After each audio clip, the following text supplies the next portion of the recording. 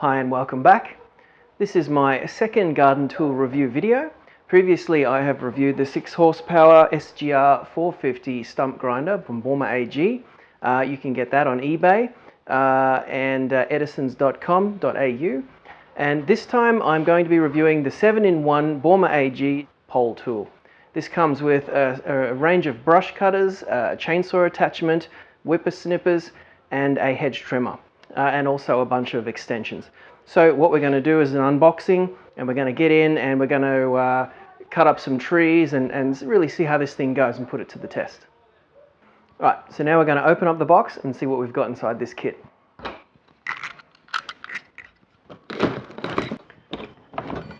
Now first up we've got the 65cc Powerhead. This thing's double the capacity of the still gear that I've been using, so I'm expecting it to be almost twice as powerful. Next up we've got the chainsaw attachment. Feels nice and sturdy. It's got the bar oil reservoir on the side.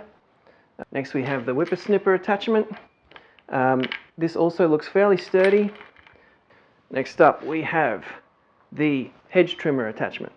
This attachment is, you can change it to any different angle you need depending on the height that your hedge is and the height that you're at. We've got some extension bars here. Now, each of these bars, without measuring it, looks to be about 800 mil. We have a few of the brush cutter attachments. We've got a few whipper snipper attachments here. Next up we have the chainsaw bar and the chain. This is a 10-inch bar, I believe. A couple of handles and a strap. And the toolkit, safety guard and the chainsaw bar cover. Alright, first things first, we're going to set up the Powerhead and just make sure all its attachments are on correctly and yeah, take it from there. So the first thing is we want to put on the handle. There is a little rubber, like I suppose a grommet that slides up and down the bar. And this is just so you can adjust the handle to the right position. It also does a little bit of shock absorption, so less of the vibration comes through the handle into the user.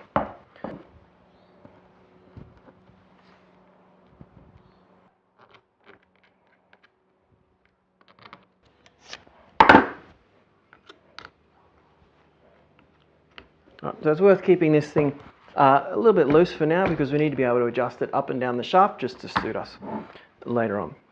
Next thing we need to do is we've got this the strap hanger, and there is a little slide stopper in the middle here, so once you tighten that up it won't be able to slide up and down, but it will be able to turn around to suit the angle that you've got the machine on. So next thing we've got to do is we've got to fuel it up, give it a quick check over.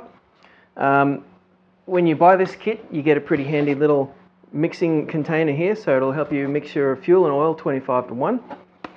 And basically it's just got a few markings on it. It says you fill your fuel up to here and then you top it up with a little bit of oil. So it's that simple.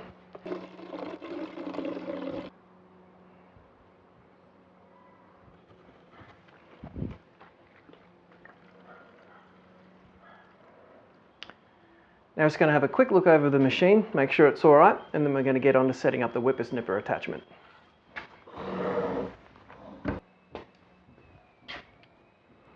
Now the whipper snipper attachment does require a little bit of assembly. You've got the guard, and you do have to also install the line trimmer, the line cutter on the guard.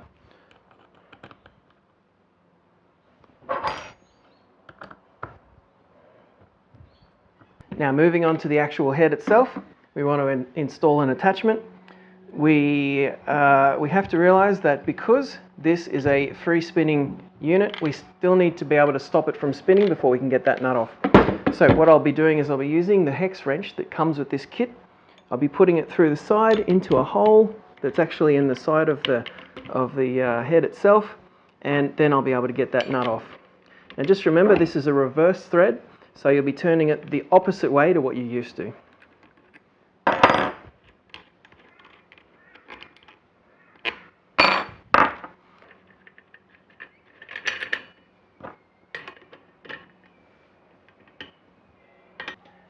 Okay, so the next thing we're going to look at is the whippersnipper attachment. It's a pretty standard unit. It's got the same style as most whippersnippers, where while you're using it you tap it on the ground to get a little bit more line out. One of the other features that it has is that if you push out too much line, or say you've wound on some line and you don't have any side cutters with you and you need to wind it back on, you can rewind that pretty easily. Now, to get this thing onto the head, it's fairly simple. You just screw it on. There's no nut or anything. Now, remembering that when you get it down, you're going to need to put something in here to hold the head while you tighten it up. Right, the next thing we've got to install is the guard, making sure that we understand that the guard goes on just like that, which now we understand the role of the cutter. As this swings past, it'll just cut that off nicely, so there's enough room in there, and it keeps this length of line at the optimal length.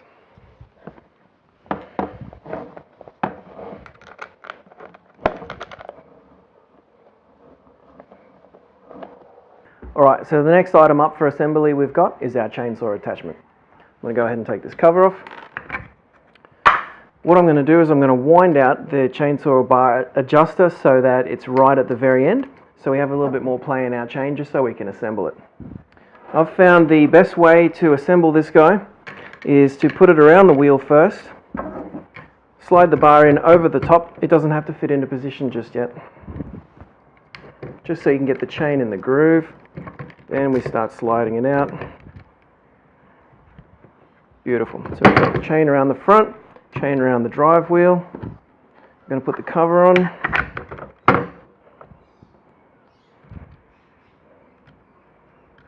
And there we have it. Ready to adjust that out, and we can get it nice and tight.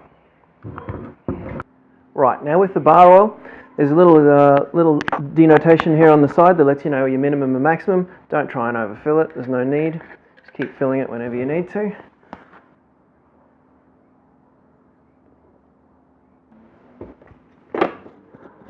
This is just a standard synthetic bar oil you can get at any mower shop, chainsaw shop, whatever. Now, before I go ahead and run something like this, if you've ever cleaned or rebuilt or swapped a chain or something like that on a chainsaw, always like to give it a little bit of a lubrication just to help it get started. This is a pretty typical chain lube. You can find it in most garden shops as well. It's good for chainsaws, hedge trimmers, anything like that. Just give it a little blast.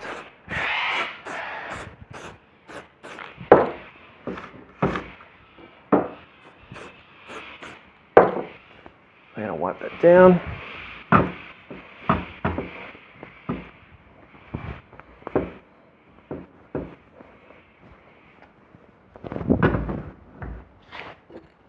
Beautiful. Now we're ready to go. Right, so we're going to have a crack at starting this thing up now. First go. Haven't started it before. Let's see how she goes. Remember, it is a two-stroke. Sometimes they are a bit hard to start first go. It's got a little fuel bowl under the side, so I'm going to give that a couple of pumps. And don't forget to put the choke on.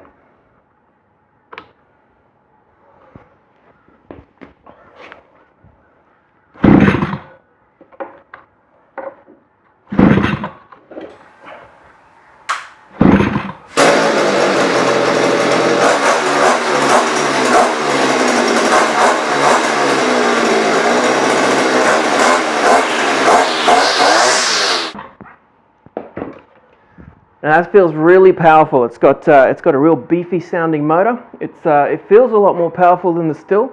So let's get it out there in the yard and we'll see how she goes.